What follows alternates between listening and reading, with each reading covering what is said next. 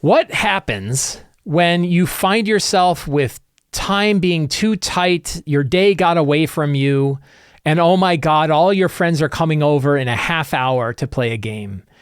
What do you do? Well, if you're like me, I panic. I go, oh my God, I got a bunch of people coming over and I'm totally not ready. And this happened to me this past Wednesday. You like to think, oh, Mike Shea, he's been writing books about this stuff. He wrote Return to the Lazy Dungeon Master. He is a lazy dungeon master. How can he panic? Oh my God. I'm like, I got really busy. Things got away from me. We had a situation that came up and I was like, oh my God. I'm like, I have a half hour and my friends are coming over and I'm not ready. What do I do? And my first thing was like, go to the Sly Flourish Discord server and say, I'm not ready to run my game. Oh my God. Right. And then second was like, what do I need to focus on? Right? What do I want to get it? What am I going to do? And this has happened before, and I've talked about this before, and I've written about it before, and I've done videos about it before. What am I going to do to get that game back in order? How am I going to make sure that we're going to have a good time? And I think that that's really the first step in dealing with that situation. When you realize you don't have a game, and again, recognize this is just me and my own advice. I don't have scientific backing on all this stuff. There's lots of different circumstances that can result in lots of different things. But I can tell you what worked for me and what experiences I've gotten from other GMs on ways to think about this. And one is kind of reducing down the meaning of the game. Not just reducing down the game itself to certain steps, but the whole concept of the game. What is it we're really doing here? And what we're really doing is our friends are coming over. They're going to eat some Chex Mix. They're going to drink a beer. They're going to hang out for a while, for a couple of hours, 2 or 3 hours. We're going to laugh and we're going to have a good time. We're going to roll some dice and share a story together, right? And it's easy to forget and get like caught in our game and get caught in the scope of the game and all the different storylines we've got going on and all the quests and all the things that are happening and all the character arcs that we want to tighten up and all the things that we want to do. It's so easy to get wrapped up in how big this game can be and how big our individual games can be and the campaigns can be that we forget about like what's really happening at that session, which is our friends are coming over or we're getting together online and we're all going to laugh and roll some dice and share some stories. And we only have to really worry about the next session. We don't have to worry about everything. It's just what are we going to do to fill in the time that we've got with some fun entertainment. And I think when it helps me to reduce it down to that and remember that as a start. And then there's like, okay, so now I know we're doing that. What do I need to do next? And I talk about it's the second step of the 8 steps of return is the strong start. If I really am tight, and this is what I did on Wednesday, it's like, what is going to happen? What's going to occur at the beginning of this session that's going to draw people into the game and bring everybody in? And in this case, it wasn't like a big fight. Although honestly, you could do far worse than have the characters get jumped by somebody. As long as it's not useless and meaningless, as long as it fits the general idea of the story, and as long as it's fun, how do you determine that? Starting with a fight's never not always a bad idea. But in my case, it was like, no, I'll just have something funny happen. I will have the crew, the characters in my game. This is my Empire of the Ghouls game. And the characters had taken a ship to an old temple. The ship was full of people who had been kidnapped to be served as food to the Ghoul Empire of the town of Vandecool, the pure city of Vandecool. And the characters rescued them. So they have this ship full of people. And they're like, we're in the middle of nowhere. We're in the middle of a Ghoul Empire.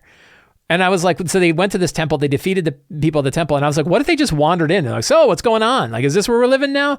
I'm like, wouldn't it be funny if the crew just wandered in and started walking around this crazy evil temple saying like, this is where you took us? So like, that was my strong start. It was a fun bit of levity and the players played off of it. We had some fun role playing. They did get attacked by some ghouls. We had 3 ghouls come running out of a thing and the characters are 9th level. They had no trouble with 3 ghouls, but it was really fun. So it was really kind of a fun intro scene. So what is that first thing that you're going to do to make the game fun and interesting? And a lot of times that leads to the next scene, and that leads to the next scene, that leads to the next scene. That strong start is going to lead you into areas where the game is going to go after that. The next thing I would do, and the next thing I did, is like, let me get my secrets and clues in order. Let me make sure that I have 10 things that characters could learn in the next session.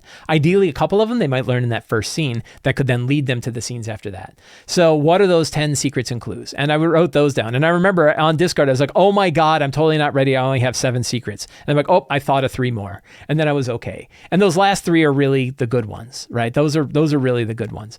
One thing is like, what can you skip? You can probably skip a lot of the fancy visuals, your maps, your miniatures, your tokens, your Dwarven Forge setups. One thing when I started running games in person again after many years is I really wanted to use Dwarven Forge more because I bought a lot of Dwarven Forge. I have it up there. I love it. It's fun, but it takes time to set up. And if I have 30 minutes, I'm not going to set up a really cool situation.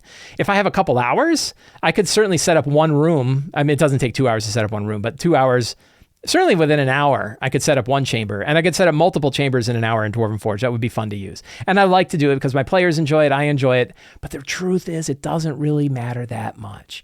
I don't think anybody missed it. I don't think there was anybody who said, oh, I'm really bummed. You're drawing things out on a dry erase mat instead of running all that Dwarven Forge you got. No one cared. No one even brought it up. No one even said anything. I just brought it out there. Now, I did select miniatures because I happened to have some miniatures handy. I could have just used tokens, and I don't think they'd have minded either. The lazy tokens that I use, they can mind it. So a lot of the fancy visuals you can probably get away with and instead just draw rooms with a pencil or a dry erase marker or something like that. And then your strong start, and then some secrets and clues. Another one is treasure, right? Like players like treasure. So if you do spend a little bit of time, again, the lazy RPG, don't forget, hey, I just talked about it again, the lazy RPG treasure generator. And you say, oh, what characters are 9th level? That's close enough to tier 3. Let's generate some things. And you look through and you say, this is kind of cool. 4 gemstones of 5,000 gold pieces each. Money doesn't matter. They're in the middle of Ghoul Imperium. A potion of mind reading might be cool. A figurine of wondrous power would be cool. Cloak of the Bat, I think I already gave away. And you get to pick like which one of these things you think will be interesting to them. A couple of these would definitely interest my group. A couple of them, maybe not. Spell Scroll, 6th level Wormway. What is that? What is Wormway? That sounds neat. That's from Level Up Advanced 5e. Oh man, see, so you get ideas from this, and those ideas lead to other things. But people love treasure. Players love treasure. You're not going to go wrong with treasure. Now, what about everything else? What about locations? What about monsters? What about NPCs? All those are really important too.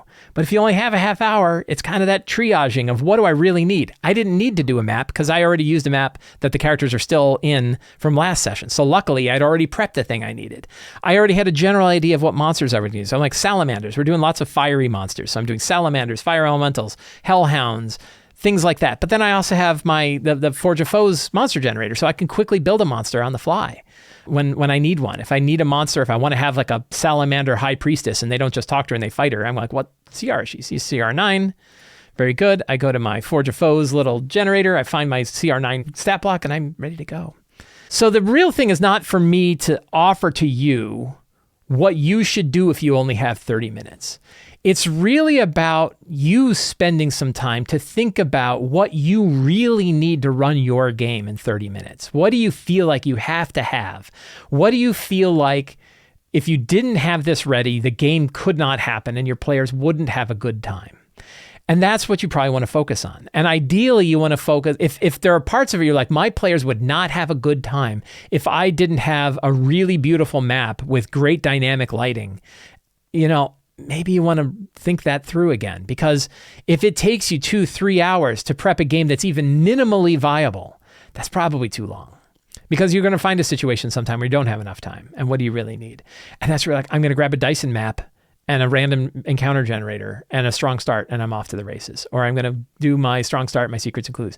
You have to decide what steps you need for that 30 minutes. And it's going to be very dependent on you and what you want, your players and what they expect or hope for, and what kind of game you're running. Is this a part of an ongoing game where you already have a lot of stuff prepped? Is it a published adventure where you can rely on the published adventure more? Is it fresh? Like, I don't think I could do a brand new adventure. I might be able to. In 30 minutes, I could probably whip something up. But it's going to be different steps for me to whip that up than if I'm doing something in the middle of an ongoing campaign. So I think it's an interesting thought. And I think even if you don't find yourself in this situation right now, where you only have 30 minutes to prep for a game that is about to happen and you're beginning to panic and feel bad about it, I think it's really useful to go through the thought exercise. Right? Think about if you only had a half an hour. Next time you're prepping for a game, try to set a timer. Set a timer for a half an hour. Pretend you only have a half hour and see what you're able to get done in it. And if you're able, see what you can do and see what you couldn't do and see, was that enough? Was it really not enough? What was the thing that I couldn't do that I really wanted to do? It doesn't mean you have to stop there, but it gives you an idea of what you can do and sort of building those constraints. And what I have found and what many GMs have brought up is the times when they had those constraints, the times when they had less than they thought they needed to prep, also led to some of the more fun sessions that they ran for their group. So I thought it was a really interesting topic and I wanted to bring it up. If you enjoyed this show and you want more stuff like this, please consider subscribing to the Sly Flourish newsletter. It is absolutely free to sign up. You can find a link for it in the show notes, and you get a free adventure generator PDF and a weekly newsletter that includes an article plus all of the links to all of the other things I have done during the week. You can also join the Sly Flourish Patreon. Patrons get access to the monthly Q&A, a dedicated Discord server, bunch of tools to help you run your games, the random generator tool, City of Arches previews, all kinds of stuff you get for becoming a patron of Sly Flourish. Very inexpensive and a great way to support the show. And you can pick up any of my books, including Return of the Lazy Dungeon Master, The Lazy DM's Workbook, The Lazy DM's Companion, Forge of Foes, and the other fantastic books available on the Sly Flourish bookstore. All of the links of those in the show notes. Thank you all so much. Have a great day. Take care and get out there and play a role-playing game.